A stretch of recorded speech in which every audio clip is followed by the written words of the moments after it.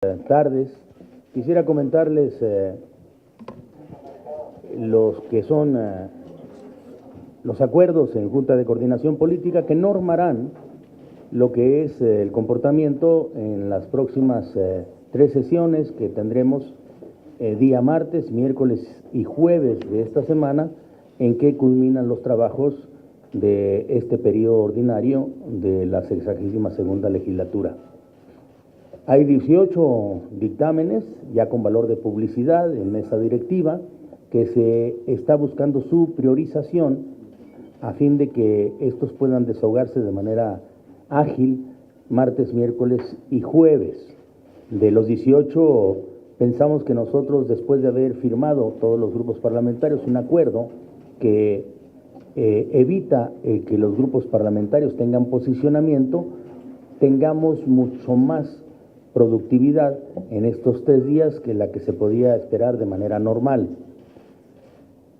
Concluimos que de los 18 dictámenes que ya tienen valor de publicidad, priorizando los mismos, estaríamos en posibilidad de sacar 10 de ellos, con lo cual nosotros cumpliríamos y con creces con las expectativas que tenemos alrededor de los mismos, ya que algunos de ellos todavía no logran un consenso generalizado como para ser votados por el Pleno de la Cámara de Diputados.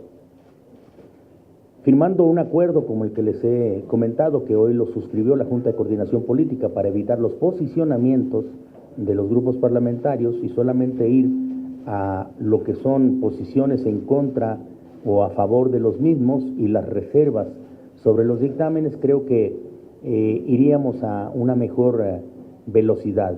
Nos estamos preparando para tener condiciones en tiempo y forma para recibir en su caso, si así sucede, una minuta por parte de Cámara de Senadores que lleva a cabo una reforma constitucional como la que nos hemos comprometido todos los grupos parlamentarios en materia de desaparición forzada, penalización de la desaparición forzada.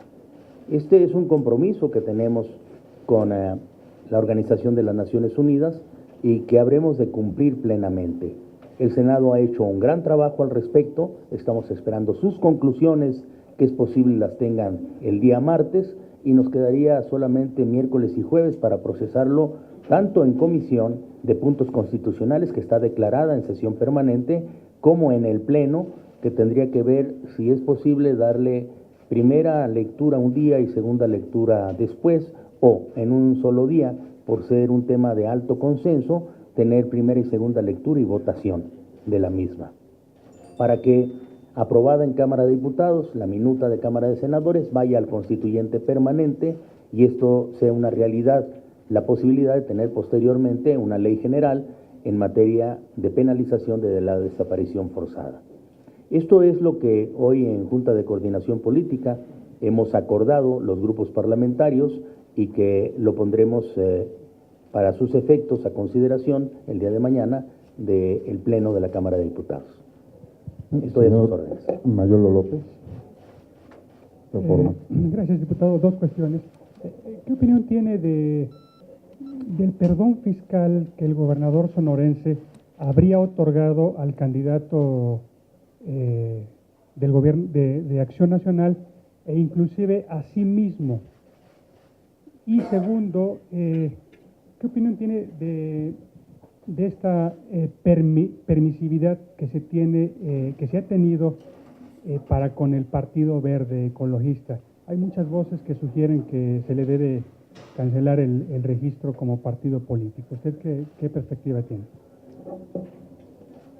Leí con atención y con interés lo que el periódico Reforma publicó tanto en domingo como lunes alrededor de lo que puede ser un perdón fiscal bastante popularizado a muchos de los que pueden ser amigos del gobierno estatal en turno, incluido el candidato del Partido Acción Nacional a la gubernatura del Estado. Me llama la atención de que exista tanta discrecionalidad como para llevar a cabo lo que es este perdón fiscal a específicos ciudadanos o personas ligadas al gobierno del Estado o empresas que tienen que ver también con la acción del gobierno del Estado y el partido que hoy gobierna a la entidad.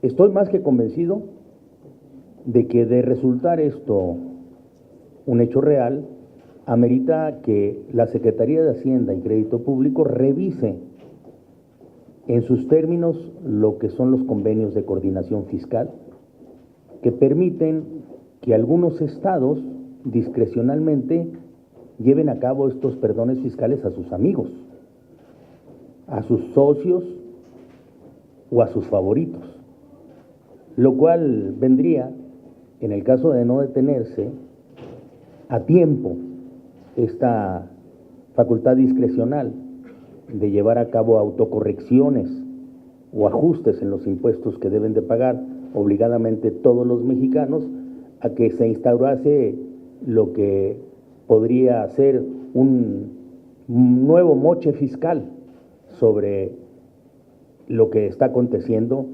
en algunos estados de la República, en específico en el estado de Sonora. Por lo cual es necesario y se exige que la Secretaría de Hacienda y sobre todo el sistema de administración tributaria vaya a fondo a investigar si en esto que he dicho podrían constituirse en una modalidad de los moches fiscales instaurados en ciertos estados de la República vayan a suceder cotidianamente. Es necesario que se ponga orden al respecto. Todos estamos obligados a pagar impuestos. No debe de haber excepciones por más amigos que sean de algún gobierno en turno. Sobre el Partido Verde Ecologista, he observado también, como todos lo hemos hecho, que tanto lo que es el Instituto Nacional Electoral como el Tribunal Electoral del Poder Judicial de la Federación ha actuado de manera rápida para poder atajar en buena parte lo que puedan ser excesos de gastos en campaña por parte de algunos partidos políticos, en específico el Partido Verde Ecologista. Creo que tanto la autoridad electoral como el Tribunal de Justicia Electoral deben de estar muy atentos a que ningún partido político viole lo que sean los topes de campaña y actúe en consecuencia. No alcanzo a descubrir en esta posibilidad el que de aquí al 7 de junio un partido político pueda perder su registro. Señor Héctor Guerrero.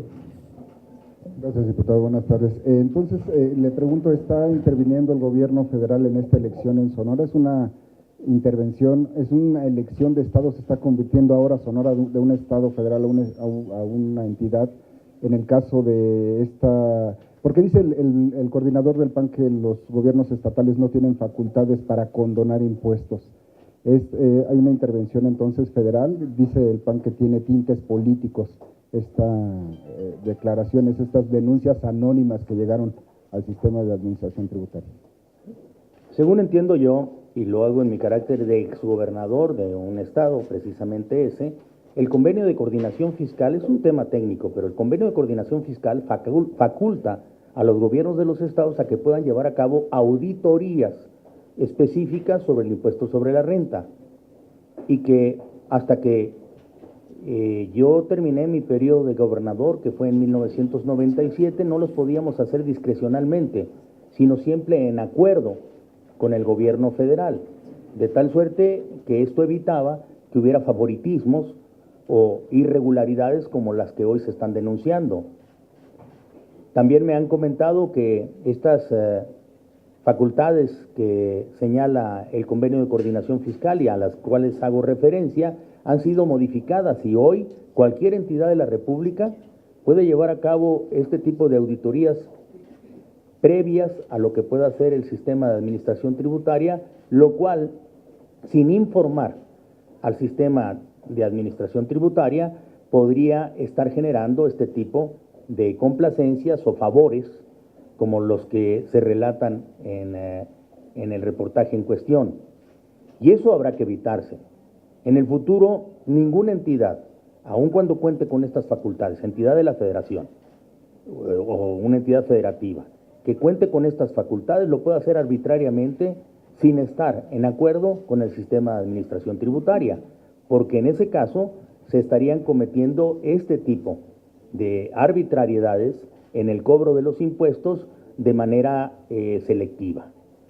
Estoy más que convencido de que sí es cierto, es una facultad que deben de compartir el gobierno federal y los gobiernos estatales, pero no para eludir el pago de los impuestos y algunos favoritos.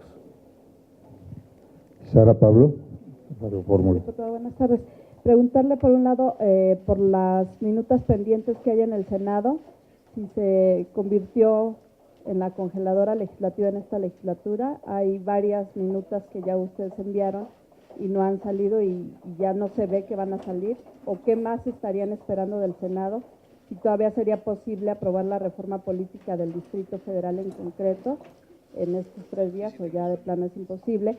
Y preguntarle nada más en lo que se refiere a Sonora, si el SAT tendría que realizar pues una investigación pronta, porque también esto luego se queda y se duermen ahí, pasan años y no se da una respuesta, si tendría que ser una investigación expedita. Gracias. Sí, el Senado de la República tiene algunas decenas de minutas de Cámara de Diputados que estoy seguro o las desahoga en este periodo ordinario o tiene oportunidad todavía en los próximos 3 años de sacarlas adelante. Algunas de ellas son de especial interés, como la legislación en materia de tiros verticales, que sanciona el que estos existan, porque es el estar prohijando incluso muertes anticipadas de muchos de los trabajadores de las minas de carbón, y que era un compromiso que teníamos de resolver en este periodo legislativo.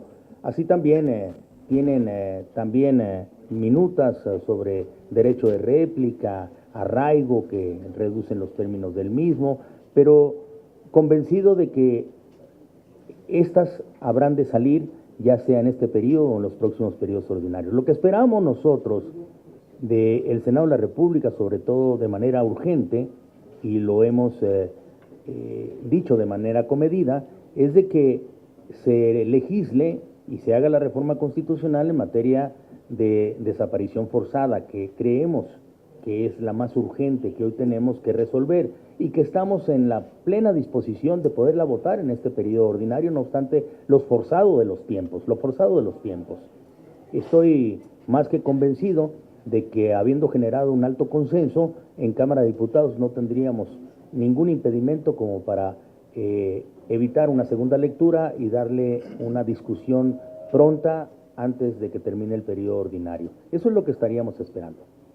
El sistema de administración tributaria, llamado SAT, de la Secretaría de Hacienda y Crédito Público, está obligado a hacer una investigación sobre una denuncia tan grave como la que ha acontecido alrededor de que hay favoritos a los que se les condonan los impuestos en algunas entidades de la República con auditorías amañadas.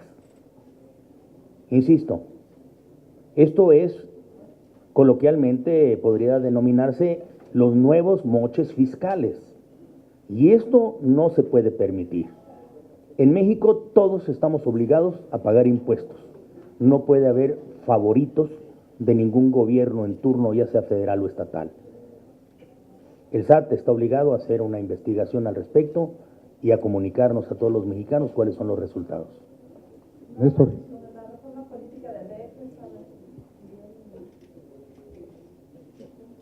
No estoy enterado de cuáles son los tiempos que el Senado de la República se haya impuesto alrededor de la reforma política del Distrito Federal. Los términos de la misma los hemos platicado entre los grupos parlamentarios.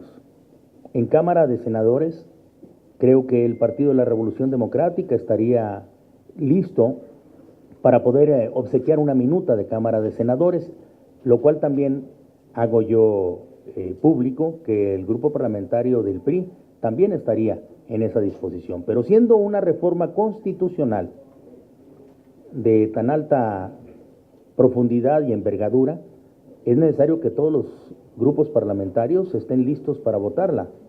Desconozco de los otros grupos parlamentarios, el Partido Acción Nacional, Movimiento Ciudadano, el Partido del Trabajo o esta agrupación de diputados, Morena o el grupo parlamentario del Partido Verde o del PANAL, ¿cuál es su disposición al respecto?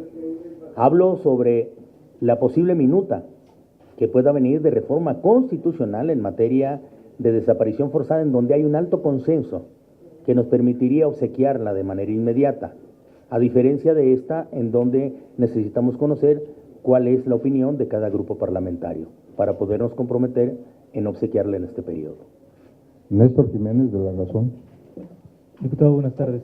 Este fin de semana se detectó en el Distrito Federal, detectó un caso prácticamente de esclavitud, una joven de 22 años que estaba prácticamente secuestrada en un negocio donde lavaban ropa, tenía ahí un par de años, no la dejaban salir, la golpeaban y le daban poco alimento, incluso hasta plástico para que comiera.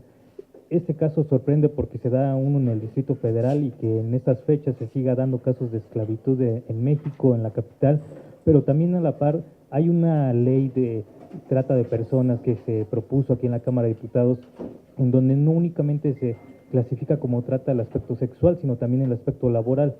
Esta ley pues está todavía en el Congreso atorada, en el Senado específicamente. Quería preguntarle, por un lado, qué opina de este caso de esta joven, que se den todavía casos de esclavitud, y por el otro, qué ha pasado con esta legislación.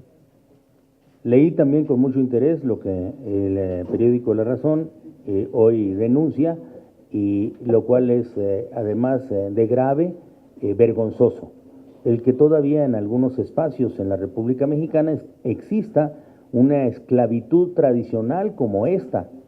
Hemos legislado sobre los casos modernos de esclavitud que se pueden estar dando en el territorio nacional para irnos alejando de los mismos y sancionando a aquellos que incurran en este delito. Y para eso es que en Cámara de Diputados votamos favorablemente una nueva ley o modificaciones a la ley de trata de personas, que en su contenido, por ser tan amplio, parece una nueva ley.